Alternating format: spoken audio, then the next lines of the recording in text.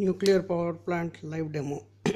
This is the nuclear power plant where uranium is kept and cadmium rods are inserted. This is the power indication.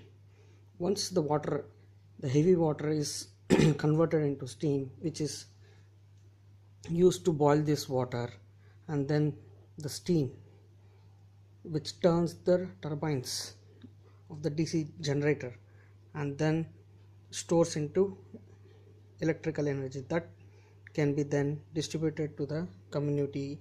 And this is the power transmission. This is the two cooling towers where cold water is pumped to the generator so that the blades don't melt, and this is the exhaust where excess steam has been treated and sent to the air or the atmosphere. So the first part of the demo starts like this. The nuclear power plant with uranium and cadmium. For this demo, safety and not recommended, we have kept the straws here which act as a cadmium rods, then which is used to heat the water and convert into steam. Here you can show agarbatti if you want some smoke to show.